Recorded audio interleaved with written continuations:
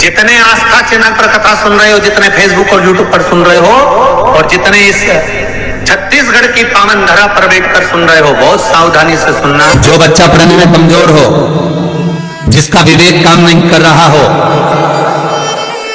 जो बच्चे की बुद्धि विद्या अध्ययन में नहीं रमती हो, लगती ही नहीं हो, महाराज तांबे के कलश में जल लीजिए, उस जल में अक्षत के 7 दाने डाल लीजिए। तांबे के कलश में जल हो, जल में अक्षत के 7 दाने। ये जो 7 दाने अक्षत के आप डालेंगे, जो बच्चा पढ़ने में कमजोर हो, विद्या में कमजोर हो, या बुद्धि या विवेक से कमजोर हो, मैं उनके लिए भी कहूंगा जिनकी बुद्धि काम नहीं करती, जो मानसिक विकलांगता के प्रति, या कई लोगों से मैं निवेदन करूंगा कि मान लो आज आपका मन शांत नहीं है, आज आपकी बुद्धि शांत नहीं है, आज आपका चित्त शांत नहीं है, आज आपका विवेक शांत नहीं है, बहुत क्रोध आ रहा, चिड़चिड़ प्रवृत्ति हो रही, घर में अच्छा नहीं लग रहा, परिवार में बात कर रहे हो और मन शांत नहीं है, मैं उनके लिए भी कहूंगा कि जो भगवान के मंदिर जाते हो और मंदिर में जाकर उनको चित्त ना लगता हो, भगवान के मंदिर में पहुंचकर उनको मूर्ति का दर्शन कर ठीक ना लगता हो, वहां पर भी उनको श्रेष्ठता नहीं लगती, उनके लिए भी कहूंगा चावल के 7 दाने जल के पात्र में डाल लीजिए और मात्र 5 पुष्प सफेद जल के पात्र में डाल लीजिए। दुर्वा के 3 बट, एक लंबी सी, यहां तो अभी दुर्वा नहीं है, पर एक लंबी सी जो दुर्वा होती है, दुर्वा में 3 गांठ पड़े, लंबी डंडी होगी तो 3 गांठ अपने आप आ जाएगी। 3 बट वाली दुर्वा उस जल के अंदर डाल लीजिए और शंकर के मंदिर में जाकर उस जल को समर्पित कर दीजिए। जल समर्पित करना है, ये वाला जो जल चढ़ाएंगे आप शंकर को, जैसे शिवलिंग सामने है और जल का पात्र अपने हाथ में है, तो उल्टा जल चढ़ाएंगे, ऐसे आपकी ओर मुख करा हुआ कलश भगवान शिवलिंग पर आप चढ़ाएंगे, उल्टा के बाद इस तरह से, ऐसे नहीं चढ़ाना, उसको इस तरह से चढ़ाना। अपनी मात्र 15 से 20 मिनट में जिसकी चित्त वृत्ति रमती नहीं हो, शांत नहीं हो रही हो, बुद्धि चित्त ना लग रहा हो, 15 से 20 मिनट में अंतर आ जाएगा, आपका हृदय चित्त प्रसन्न होगा। और बच्चों से निवेदन है, विद्या में कमजोर है, जिनकी विवेकता विकलांगता की हो, बुद्धि काम ना कर रही हो, वो जल चढ़ाने के बाद कटोरी में वो जल के झेल कर उस जल का पान करना प्रारंभ कर दीजिए। 5 दिन 7 दिन पियो, आपको खुद आराम लगना प्रारंभ हो। और एक निवेदन करूंगा सबसे, कर्जा किसी से मत लो, क्योंकि जिंदगी भर कर्जा का नाम है कर कर के जा, और उसी का नाम है कर्जा। जिंदगी भर चुका चुका के मर जाते हो, बच्चों को चुकाना पड़ता है।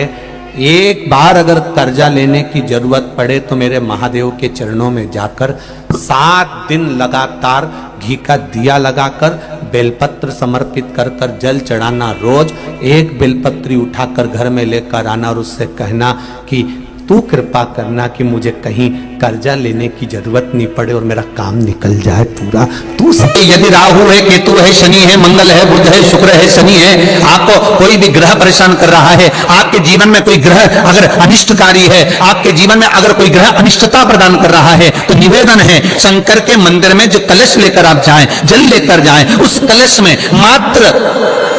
अक्षत के 2 दाने डालकर ले जाएं, मात्र 2 अक्षत के दाने। भगवान शंकर से निवेदन करने के लिए, हमारी ग्रह दशा सुधारने के लिए जल के पात्र में 2 अक्षत के दाने, अक्षत भी पूर्ण अक्षत, पूर्ण अक्षत, खंडित नहीं, पूर्ण अक्षत भगवान शंकर को समर्पित कर। और बाबा भोलेनाथ को जब हम जल समर्पित करें तो राहु, केतु, मंगल, शनि, शुक्र, बृहस्पति, जितने ग्रह हैं सब अनुकूल हो जाते हैं महाराज, सब अनुकूल, सारे अनुकूल। ये उसके लिए शास्त्र कहता है जिसको रोग सताए तो एक कलश जल में थोड़ा सा शहद,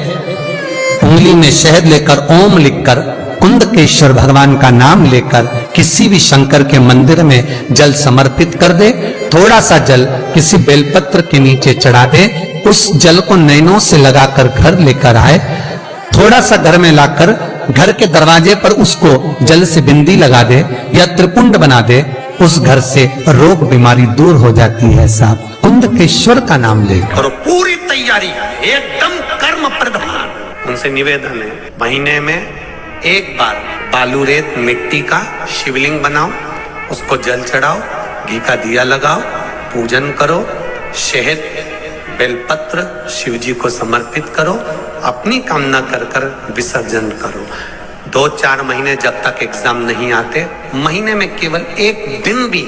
अगर आप मेरे देव अधिदेव महादेव को दे रहे हैं, उतने में ही मेरा बाबा कृपा कर देगा। ये करो कंपटीशन एग्जाम की तैयारी। और जिन जिन ने नौकरी की तैयारी करी है, भले प्राइवेट की कर रहे हो चाहे सरकारी की कर रहे हो,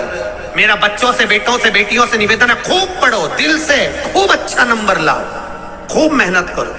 पर साथ में शिव महापुराण को विश्वास मानकर भगवान शंकर का अनुमोदन कर कर, विनती कर कर, फिर कंपटीशन एग्जाम में या कहीं इंटरव्यू देने जा रहे हो, वहां भी शिव का श्री शिवाय नमस्तुभ्यम जप कर बाबा को दिल में बिठा कर एग्जाम दीजिए। तुम्हारा पैसा तुमने किसी को दिया, 5 लाख, 4 लाख, 3 लाख, 10 लाख, 8 लाख, 2 लाख, 50,000, 25,000, 20,000, 40,000, और वो पैसा नहीं दे रहा, आप हार गए कह कर, फोन लगा कर, भैया दे दे रे, परेशानी है, दे दे रे भैया, हम तो परेशान हो गए, और हार गए, नहीं मिल रहा, बहुत परेशान। तो महाराज आप माँ जगत जननी जगदम्बा का शिव के साथ में शिव शक्ति का स्मरण कर कर देवी के नाम की 9 आहुतियां सूखे बीले की, मतलब बीला जो सूख चुका है, फल जो सूख चुका है, उसकी 9 आहुतियां अग्नि में शंकर और सती के नाम से, शंकर और शिव के नाम से समर्पित करें, और आखिरी आहुति जो समर्पित करें उसमें थोड़ा सा भाग तिल का, और तिल भी काली नहीं चढ़ती उसमें, श्वेत तिल का भाग उसके साथ लगाकर समर्पित करें, और जिससे धन लेना है उसका नाम लेकर वो समर्पित करें महाराज, उसको सुध आएगी, और वो पैसा किसी भी हाल में आपके हाथ में थमाकर जाएगा ही। एक बात का ध्यान दीजिएगा, गणेश मुखी जो शंख होता है, जो बच्चा तोतरा बोलता है, जिसकी वाणी नहीं होती, श्रवण शक्ति किसी बुजुर्ग व्यक्ति की हो, जवान व्यक्ति की हो, या कोई अधेड़ जिसकी श्रवण शक्ति कम होती चली जा रही है, जिसके